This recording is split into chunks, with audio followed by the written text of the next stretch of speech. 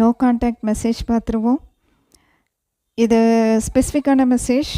யாரெல்லாம் ரொம்ப காலமாக காத்துக்கிட்டு இருக்கீங்களோ, கான்டாக்ட் இல்லாமல், இல்லை ஒரு முடிவு எடுக்க முடியாமல் இருக்குது, உங்கள் வாழ்க்கையில் இந்த விஷயத்தினால ஒரு முடிவு எடுக்க முடியாமல் இருக்குது அப்படிங்கிற மாதிரி, இல்லை காத்துக்கிட்டே இருக்கீங்க, முடிவே தெரியல, காத்துக்கிட்டே இருக்கீங்க, அந்த மாதிரி, சரிங்களா? இந்த மாதிரி எந்த சிச்சுவேஷனில் இருந்தாலும் உங்களுக்கான மெசேஜ் தான் இது, சரிங்களா? ஒரு மாற்றம் வரப்போகுது, சரிங்களா? இது எந்த மாதிரியான மாற்றம் அப்படின்னா, இந்த காத்துக்கிட்டே இருக்கிற காலகட்டம் ஒரு முடிவுக்கு வந்துரும்னு வைங்களேன்.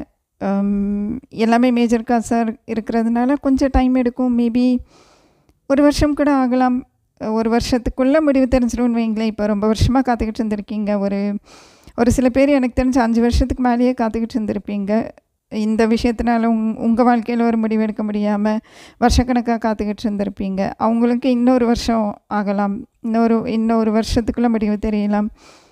இல்லை மாதக்கணக்கு தான் ஆச்சு அப்படின்னா இன்னொரு 5-6 மந்த்ஸ்க்குள்ளே முடிவு தெரியலான்னு வைங்களேன். இது எப்படி இருக்கும் அப்படின்னா, இந்த காத்துக்கிட்டே இருக்கிற காலகட்டம் முடிவுக்கு இப்போது யார் பக்கம் நியாயம் இருக்கோ, இப்போது பிரியறதுக்கு முன்னாடி யார் பக்கம் நியாயம் இருந்தது, இல்லை இத்தனை காலமாக காத்துக்கிட்டு இருந்த காலகட்டமாகட்டும், யார் பக்கம் நியாயம் இருக்கும், அவங்க பக்கம் பிரபஞ்சம் அவங்களுக்கு ஃபேவராக முடிவெடுக்கும்னு வைங்களேன். அதுதான் இங்கே ஜஸ்டிஸ் வந்திருக்கு. ஏன்னா டெத் கார்டு வரும்போது சூழ்நிலை நம்ம கையில் இல்லைன்னு அர்த்தம், அது யூனிவர்ஸ் கையில் இருக்குன்னு அர்த்தம், சரிங்களா? ஸோ டெத் வேர்ல்டு ரெண்டுமே வந்திருக்கிறதுனால எண்டிங் ஆஃப் அ சைக்கிள் அப்படின்னு சொல்லுவோம். எந்த சைக்கிள் காத்துக்கிட்டே இருக்கிற சைக்கிள், முடிவெடுக்க முடியாமையே இருக்கிற அந்த சைக்கிள் முடிவுக்கு வரும்னு அர்த்தம், சரிங்களா? அப்போ யார் பக்கம் நியாயம் இருக்கோ அவங்க பக்கம்தான் சாதகமாக யூனிவர்ஸ் முடிவு பண்ணும். ஸோ உங்கள் கையில் இல்லை, அது நீங்கள் புரிஞ்சுக்கணும். இப்போ வெயிட் பண்ணணும்.